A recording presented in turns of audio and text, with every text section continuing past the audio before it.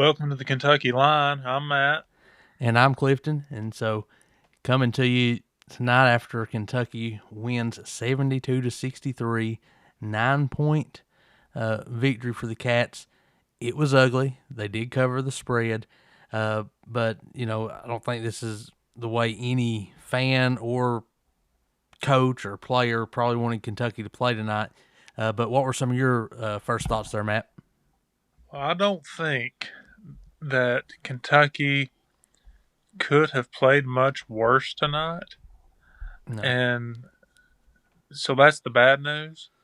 And the good news is we still won by 9, Yeah. which goes to also show how bad South Carolina is. Yes. But I thought it was just pretty much ugly from the start. Um, we were able to uh, manufacture some points in the first half. Aberdeen was able to kind of step up and uh, make some shots for us and get us back in after help us retake the lead there in the first half after we fell behind, which uh, obviously South Carolina started out on fire, which I'm Yeah. not that shocked by, but they came down to earth. Kentucky just kind of did enough to win, and the fact that they covered the spread is just shocking to me after as bad as we looked. But uh, yeah, it was ugly, but a win is a win, and that's all I wanted last Yeah. night was us to win. Yeah, I'm the same way. It was just one of those we talked about. You had to have a win. Essentially, it was kind of a season saving victory, as bad as that is to say, because there was a real chance that you missed the tournament if you lost this. Because if you lost that, I can't see the team being in a good headspace. You would have lost been at that point 4 in a row with 3 uphill battles left. So I think it would put you in a really bad way. But I think you touched on something I want to talk about. South Carolina is not a good basketball team. Uh, No, I can't remember if it was you or who I text, but I told someone last night that they may be one of the worst SEC teams that I've seen in a long time, and I honestly don't know how they have 3 victories. yeah, that is a mystery, and that just kind of goes to show you how bad Mississippi State has turned out to be. Yeah, Um, which which is hard to believe because I this South Carolina team is not they don't have really anybody other than Michi, yeah, and and he's he not efficient. He's yeah just he shoots a lot, high volume. He does draw a lot of fouls, yeah but you I guess know that comes with experience since he's been there 6 years. exactly, and so I mean like I said, Kentucky we played bad. I mean Yes. just objectively bad, and the good news is we played really bad against a bad team, and we're able to get a road win that we desperately needed, and uh, now we've just we got to put that behind us. Yeah. I don't know. There are some, like every game it seems to be a broken record. There were some frustrating things. But I think what bothered me the most, let me find his name here. It was number 15 for South Carolina. Uh huh. Uh, Eli Ellis. Eli He Ellis. Yep. he only scored 4 points, had 4 free throws. He played the fourth most minutes. And Matt, I'm gonna be honest, not hating on the kid. There's years, well, I'll say this year, there's probably Division II teams. I don't know if that kid could be a walk on for, unless he's got something that he did not show tonight. It was so frustrating to see him play and think, how are we not Colin Chandler and Oweh or Aberdeen, whoever's matched up on any given trip, taking him to the basket? Right. Uh, just the fact that they didn't abuse him all night. They were able to play him 25 minutes and not just completely, take advantage of him on defense the way some teams do. Trent Noah, who's at least 6 inches taller than this kid, really surprised me. And I think a lot of it come down to just from the get-go, you could see for a lot of the team, their mentality was not good. It was almost like they felt like they could cakewalk through the game and, just kind of do whatever they wanted and still win. And, fortunately they were able to. But it just felt like a game they were not taken seriously. Outside of maybe Aberdeen, Marino had some pretty good minutes and Diabate did in the second half. But I just thought it was really a game that I was as frustrated as I've been in his career of Oweh, Mm-hmm. just because I felt like he settled for a lot of outside shots for most of the game. When it got late and he hadn't scored in double figures, I felt like he was pushing a lot and throwing up terrible shots. But I felt like this was a game, if he'd have come in with the right mindset, and we talked about this, he could have scored 30 just taking the ball to the basket, and he just wasn't engaged for a large portion of the game. Well, I'm glad you mentioned Oweh because that was who I was going to mention, and I thought that Oweh he tends when he's not playing well, he tends to compound it a lot of times by forcing the issue. Mm-hmm. How many times, and he does this almost every game, but I felt like last night was even worse. He's trying to almost force the issue, and which led to him turning the ball over multiple times. Um, I thought South Carolina did a good job, honestly, on how they guarded him, which is how everyone should guard him, and I hope then everyone doesn't guard him this way. But they're backing off of him and letting him shoot. Yep. And so when they do that, it makes it harder for him to drive by you. And he was still trying to force that drive, and it just wasn't there last night because they were playing too far off of him. And so he was 3 for 13 from the field, Mm-hmm. and he uh, was trying to shoot jumpers and threes. And listen, I would let if I'm the opposing coach and let until Oweh starts drilling those shots, and he's capable of that sometimes, but I'd give him space Yep. because he kills you taking it to the hole. Yep. And so they guarded him. I thought, well, but Oweh just you know he just tried to force it too much instead of letting the game come to him, and uh, and I just thought uh, he just didn't play well. But all in all, uh, Aberdeen and Diabate, especially in the second half, kind of pulled us through. And I thought Yelovich gave us Mm-hmm. some good minutes yesterday. He frustrates me sometimes too because he seems to be so lackadaisical with the ball. Yeah. He'll get a rebound and then throw it away instead Yep. of making sure we can get that possession, or he'll get a rebound and somebody will come up and just take it from him. Yep. He just has to be stronger with the ball, but I do think he gave us some good minutes. Yeah, he looked really comfortable at times, and last night, and then other times, like you said, he would make some mistakes. I honestly would have liked to see him play a few more minutes there down the stretch. I think maybe his last 14 minutes, if I'm not mistaken. Not long after he kind of showed, being able to drive to the basket and kind of get there at will there on a couple of possessions. He came out shortly thereafter, and Diabate was playing good, but I think especially when you see Garrison has kind of lost focus, and he had some decent minutes there tonight. Wasn't as bad as he has been. It wasn't great, but I wouldn't mind to see Yelovich get a couple of those backup 5 minutes. It's almost like Uh in huh. Pope's mind, he's stuck. He's going to play this 4 spot, and I can't play him and Diabate at the same time. When I think, honestly, he would be a good complement to Diabate to, spread the floor and, have someone to whose defender's not right there to help on him. Because I feel like, Diabate, he will make up his mind that he's going to take it to the basket and the ball's not going to get passed. And if you have, a Marino or a Garrison in there with him, the help side defense is just right there waiting on him. They never even hardly have to step over. And at least Yeah. with Yelovich, they would have to be conscious of a man beyond the 3 point line.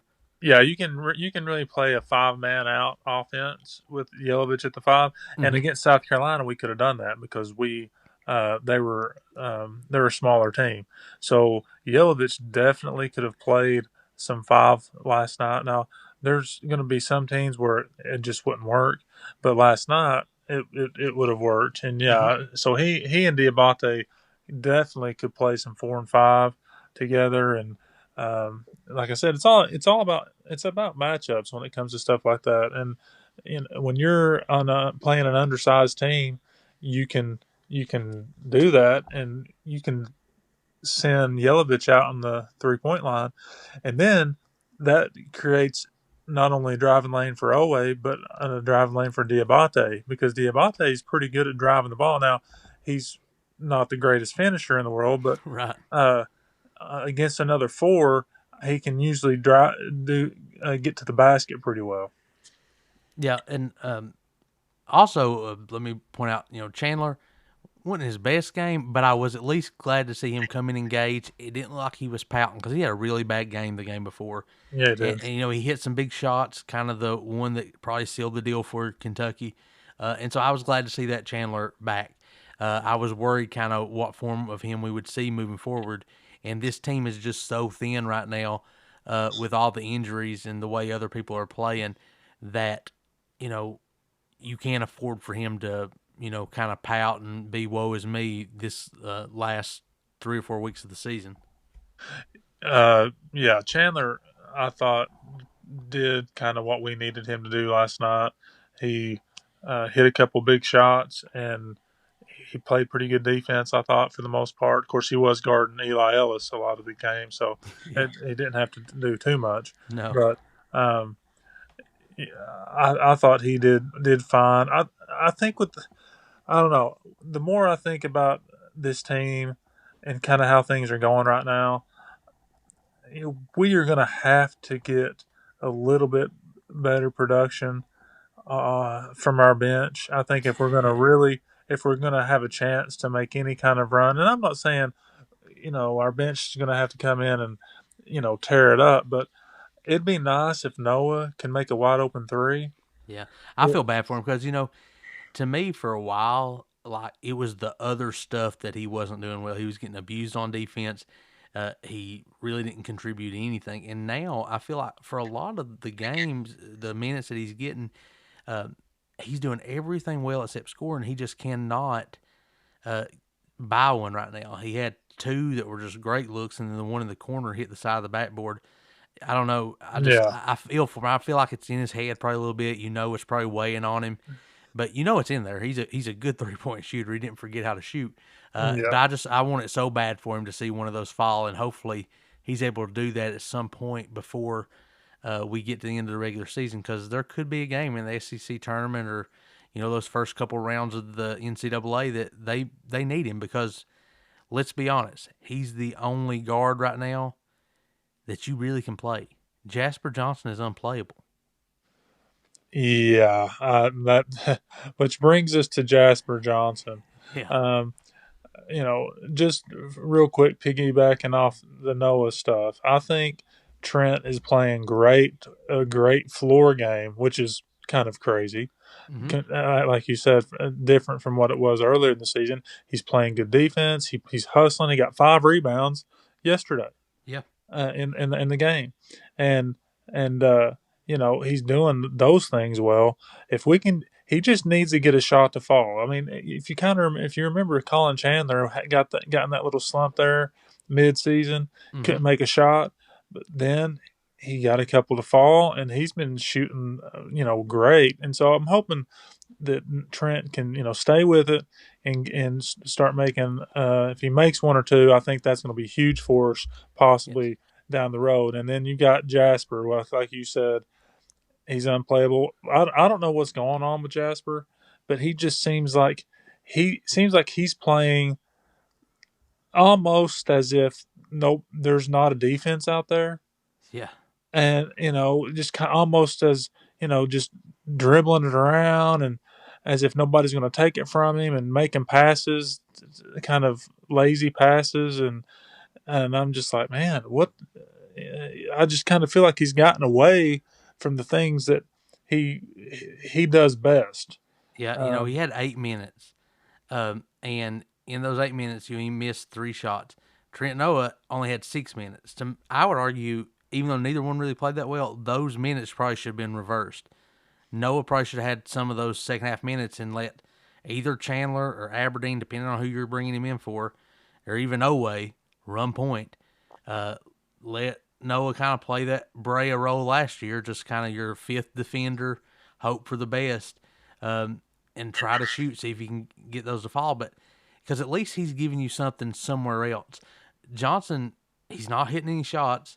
He's turning the ball over at an extremely high rate. He's not playing really good defense. Lord help him, and he fouled twice. And I mean, it's just really. I mean, I hate to say it, but it's really making it hard on Pope to play him. And you can tell that Pope wants to play him, but it's just at this point he's just not able to. He's physically not there yet. Yeah, He's just physically not there. I think he's got all the skill in the world yeah, when it comes to he does. He's got skill. He's a shot. He can create his own shot, and he's got a good shot. I think he presses it a little bit too much yeah. on He doesn't let the offense. game come to him. Yeah, on sometimes he tries to force the issue, um, and which leads to a lot of times turnovers and bad shots. And but physically he's just not there. He's just kind of getting beat up. Yeah, I mean, bullied. they're just taking the ball away from him. Yep. And I hate that, but I think that's where we're at with Jasper right now. The SEC, and that's not just the SEC, but guards in general Mm-hmm. that play at a high level. They're strong, they're fast, and he's just not quite there yet. And it's tough for him to get out there and make stuff happen Well, against and these. that's kind of where he has to know his own limitations, because ultimately, I think no matter what, even if we were healthy, I think Pope envisioned this team where Jasper Johnson was kind of a spark plug coming off the bench, almost like a Rob Dillingham. Uh, I think his foot speed's a little off, and like you said, he doesn't really realize limitations, so he's dribbling in traffic, getting the ball taken from him, and that's hard for someone who honestly is as small as he is, uh, because just his body is just immature physically. And basketball now is probably as old as it's been in the last 30 years. Yeah, The players are staying longer. You're playing against Amici Johnson, who was in the same high school class as Tyrese Maxey, came in yeah, 1920. So there's a big difference there when you look at just him compared to Jasper Johnson.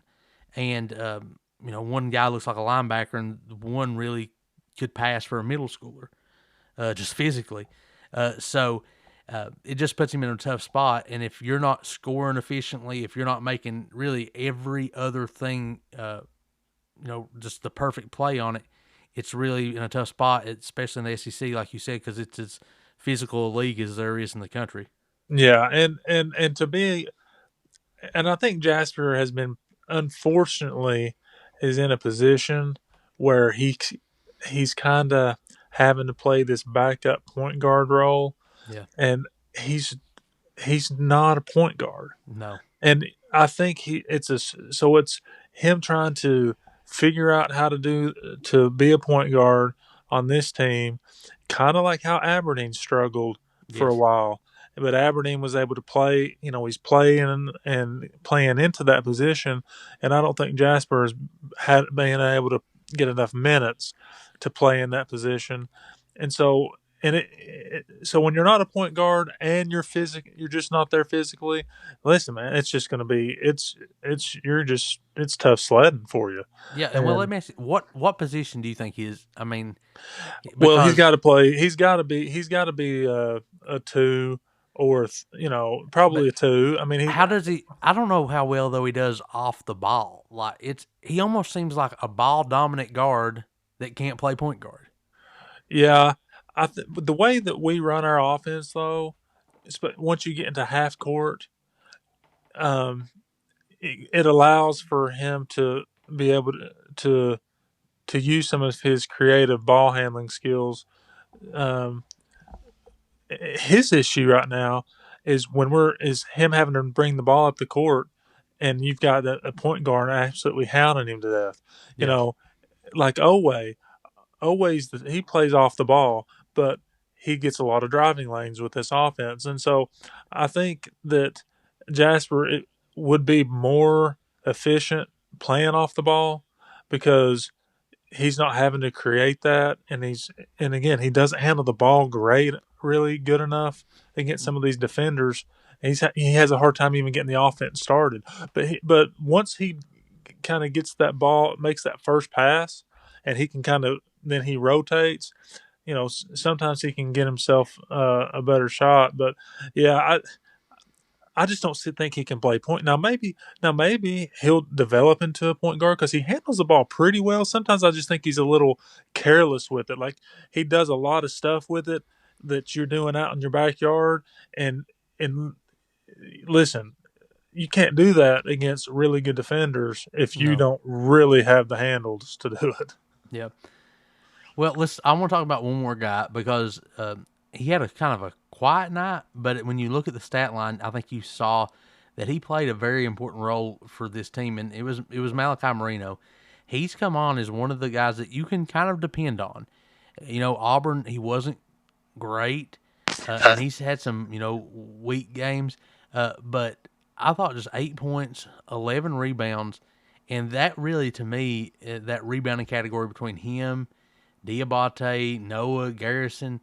I thought all those guys did a really good job. And for us, I want to think, was it 20 plus 20 we were? Yes. Yeah, 48-28. So that was just a, you know, tremendous effort on the board. And I'm proud of Marino because the other times guys that haven't really developed from the beginning of this season to now, he's a completely different player and one I can't wait to see moving forward. Moreno had 11 rebounds last night, almost had a double double, and I think he continues to uh, improve each game. Physically, he still against some of these guys can struggle at times, Mm-hmm. but man, where would we be without him? Yeah, you can see it though for him. It's not a huge difference for where he's at to where he needs to get. Right. And something else I don't think he probably gets enough credit for. His free throw shooting has improved a lot since the beginning of the season. Like his Mm-hmm. form's still a little awkward. He pulls it, kind of behind his head, and almost slings it a little bit. But it's more smooth. It's more in rhythm, and it's repeatable. And that wasn't the case early on. And I think he was 4 for 4 last night. And so that's really just I don't know. It was just tremendous to see that growth. And I think he's a kid. If he'll have a decision to make. Being from Kentucky, I'm sure NIL won't be a problem. There'll be money there. I can see how the NBA will be intrigued by him at the end of the first round. But if he's one that you can get to come back and kind of be the centerpiece of your front court, he's a kid I think could take a step and be an all conference type player as early as next year. Oh, yeah. I mean, he has been just. I think his development over this year has been just awesome, Mm-hmm. and like I was saying, I mean, we'd be in some serious trouble if it wasn't for Moreno. He just, because we nobody thought he was going to be getting the minutes he's gotten this year. We thought it was going to be Brandon Garrison. Well, we were way off on that, Yeah. and so yeah, he is really um, developing into a just a really stud of a player, and he's just going to keep getting better and better. And I think he's going to stay I do too. one more year. He may get drafted in the first round late, but man, this is a deep draft, It is. and I really think that he's got at least one more year here at Kentucky, and which he'd be, you know, that'd be a big piece to have coming back on next year's team. So, but yeah, he deserves all the accolades and that he's getting because he's really uh, helped this team be as good as we are. Well, when you look at his numbers, you know, he's approaching 60% field goal percentage. He's right at exactly 70% from the free throw line on the season for a center. That's Yep. good. And 8.4 points, 6.6 rebounds, but only in 22 minutes a game as an average. And so when you look at that, because to me he does look fatigued at times, and I think when he improves physically, if he puts in the work this offseason and he's pushing 30, 34 minutes a game, I mean he's just look at those numbers. They're right there already on pace if he can just, if you can extrapolate that for 10 more minutes a game. Yeah. Yeah. He is at 7 feet tall and shooting at 70% from the line. He is he's a good weapon to have, and yeah, I'm right there with you.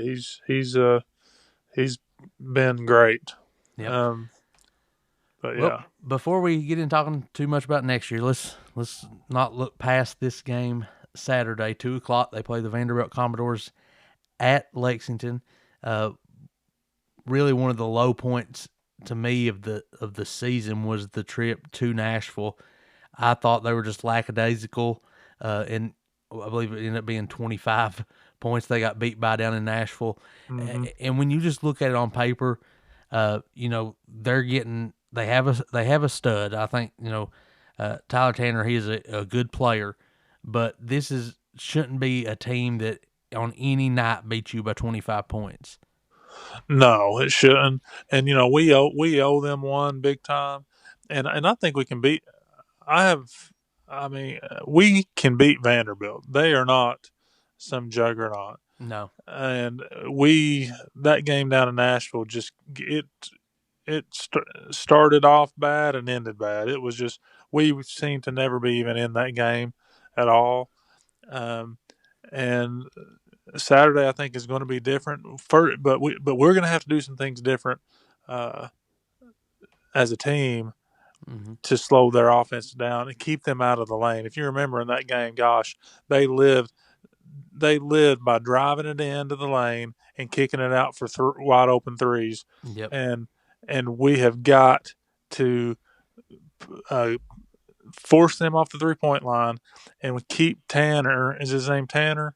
Yeah. Tyler Tanner. Tyler Tanner, yeah, from uh, getting straight line drives to the basket. Um, and but I think defensively that game we were so bad, and I feel like we've come a long way, and hopefully, you know, on our home floor, we can muster up uh, the energy and the intensity that we've kind of been lacking these last few games. Yeah, without question. And this is just a big game, especially like the SEC tournament wise. Not only seeding for the NCAA tournament, but this is when you're a half game up on Vanderbilt right now as it sits tonight. Uh, we're 9-6, they're 8-6. So I'm not sure. Um, let me see. Do they have another? They play tonight, I think. They're playing tonight. Yeah. No. So it says. So they beat Georgia. I don't know if that's already happened tonight or what, but somehow we're still half game ahead. No, they just updated, so it must have just went final a couple minutes ago. So we're tied with them. So as right now, because they have the tiebreaker over us, along with Missouri, we're all sitting there at 9-6. So, see, 2, 4, 6, 8, and so we're one game ahead of Texas. If you lose this, then you're really in play for Wednesday of the SEC tournament. Right. But if you win it, it should get you pretty close, at least getting that first bye. And I mean, unlikely you'll get a double bye, but you're at 9-6, and Alabama, Arkansas, Tennessee's at 10-4 or 10-5. So it's not out of the realm of possibility, depending on how things shake out. But this is just another one of those. If you have any hope of salvaging anything in this season, um, you know, you have to win. You have to protect home court. I was trying to look there at the kind of the SEC, the analytics give us a 56.6% chance of winning on ESPN.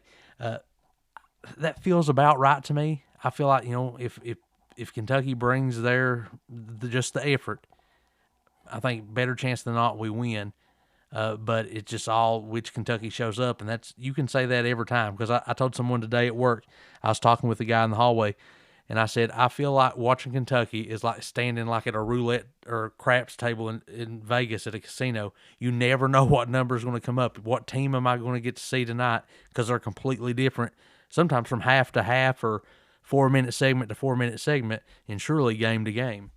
Yeah, we just because we don't know who's gonna show up and give us that extra, uh, those extra kind of points that we need. I think we can kind of count on Oweh, but after that, Yeah, it's just kind of a crapshoot, like you said. And so, I mean, we have the potential, obviously, to beat anybody. We just went and beat Arkansas on the road, so mm-hmm. we've got the potential to do it. And I really believe that if we can win Saturday, and I'm hoping we can win 2 of our next 3.